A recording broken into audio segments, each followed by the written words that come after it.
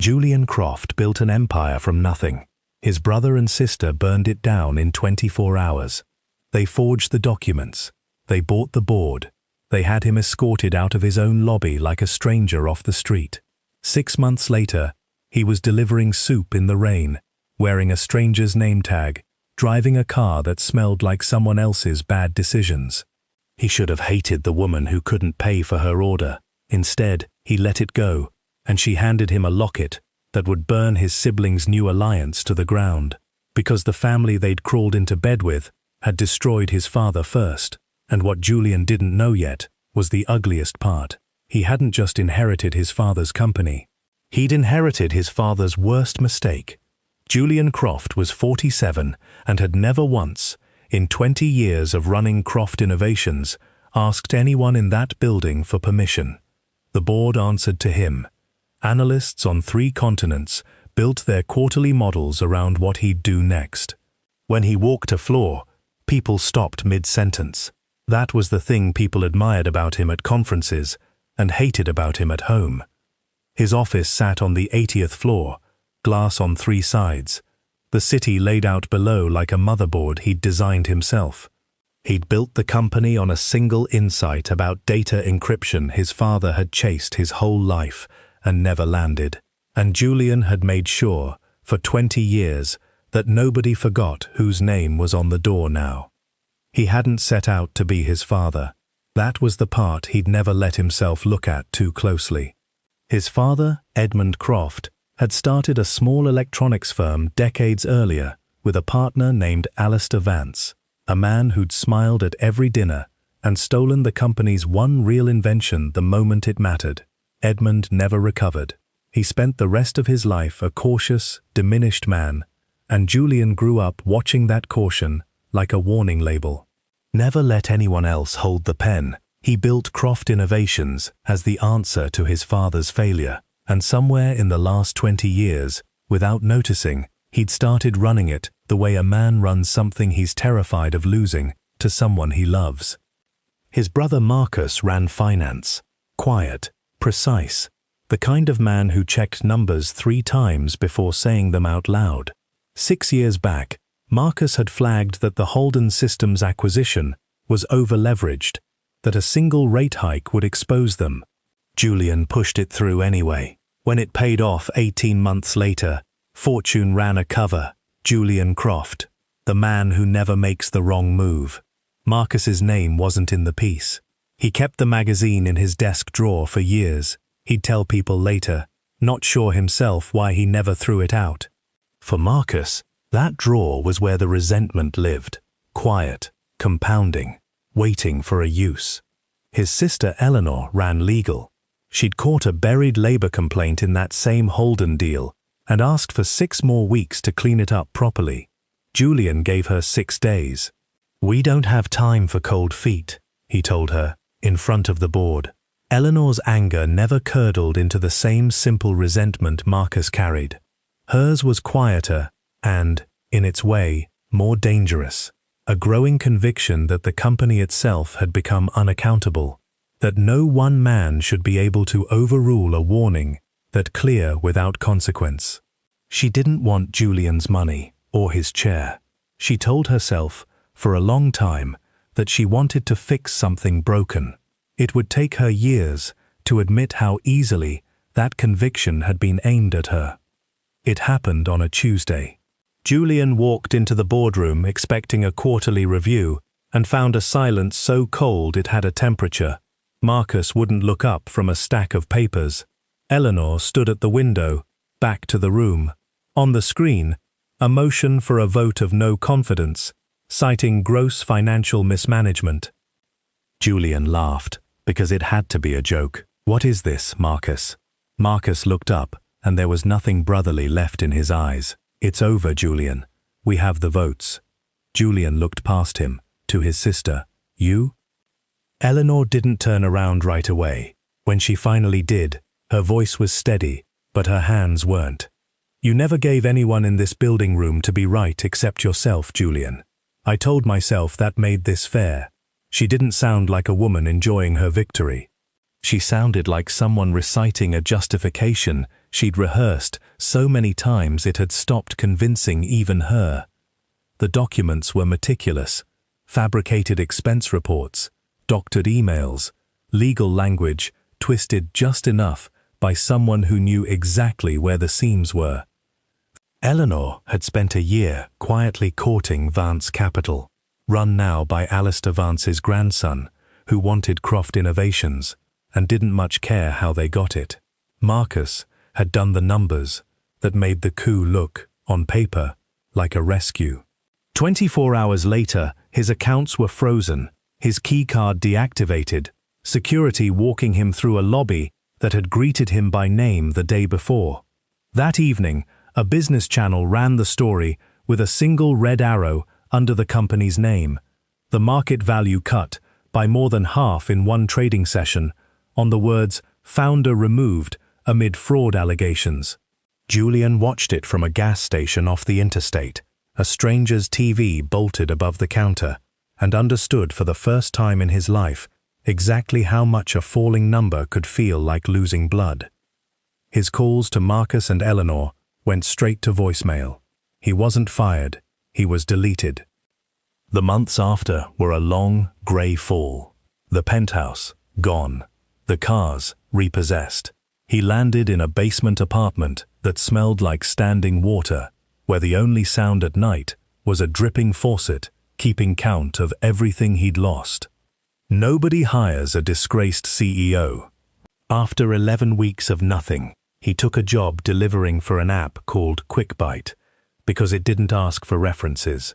Cheap polyester jacket instead of a tailored suit. A car with 200,000 miles on it. His hands, which used to sign 9-figure contracts, went raw from gripping a cold steering wheel through December. But somewhere in the grinding boredom of finding addresses in the dark, something shifted. He started actually seeing the city instead of looking down at it. The woman working a double so her kid could stay in a good school district. The old man who tipped in loose change because it was all he had. They stopped being data points. He stopped being Julian Croft, the CEO.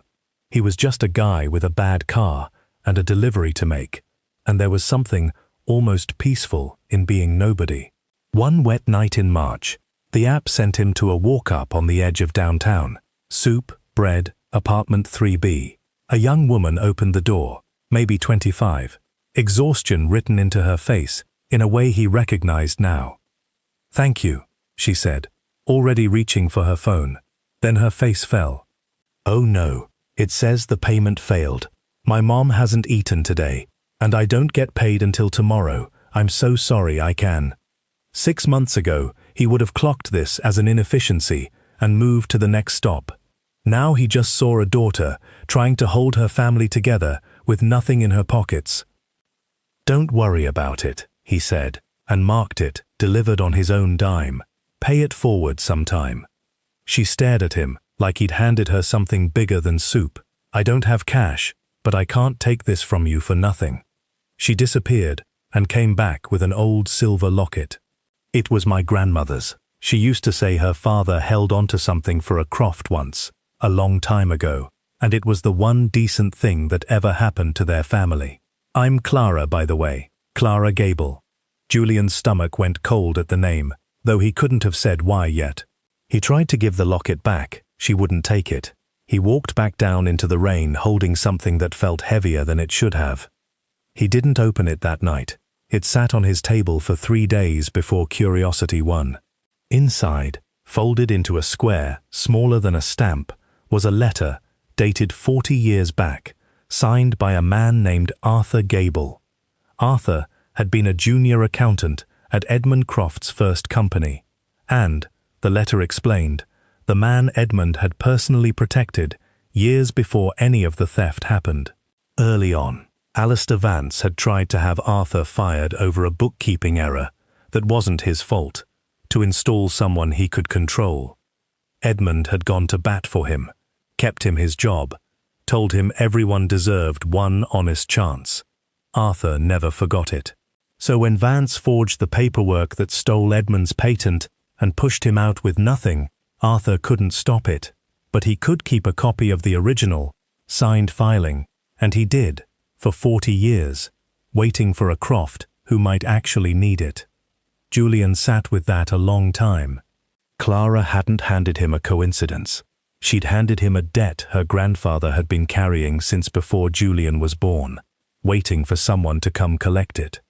His first instinct was rage, clean, simple, aimed at Marcus and Eleanor, but underneath it was something worse. He thought about the fortune cover in Marcus's drawer. He thought about giving Eleanor 6 days instead of 6 weeks. He thought about his father, made small and cautious by one betrayal, and about how hard he, Julian, had worked his whole life not to end up like that, and how he'd ended up, instead, like the man who did it to him. He didn't call a lawyer. He rented a small conference room with the last of his savings and sent one line to his siblings: "I know everything." They came together, arranging their faces into something composed. Julian didn't raise his voice. He slid the letter and the original patent across the table. "You tied the company to the Vance family," he said. "Turns out we already have history with them. Their fortune started with a theft from our father. You just handed them a second win." Eleanor went pale.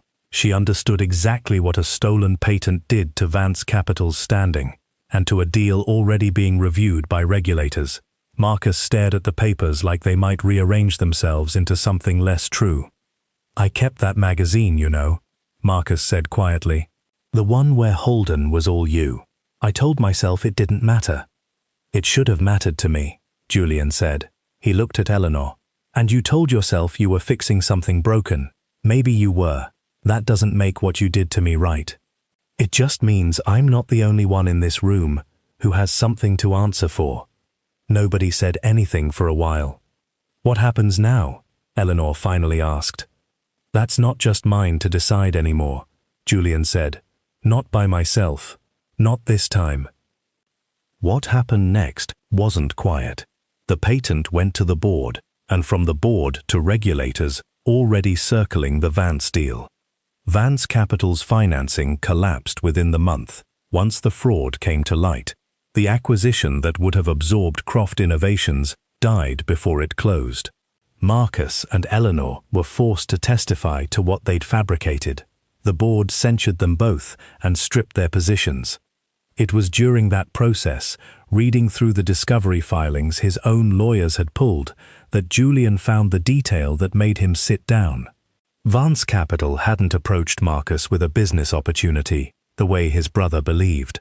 Their people had spent over a year identifying exactly which Croft sibling carried the most resentment and which carried the most conviction, and had built the entire approach around exploiting both, separately, without either of them ever comparing notes. The grandson of the man who'd stolen his father's patent had studied Julian's family the way you'd study a lock, and found the 2 pins that would turn. Marcus and Eleanor hadn't just betrayed him for money or principle. They'd walked into the same trap that had ended their father's career 40 years apart and never known it. Julian sat with that a long time too. It didn't undo what they'd done, it just meant none of them had understood, until it was over, what they'd actually been standing inside of. 6 weeks after the censure, the board asked Julian to come back.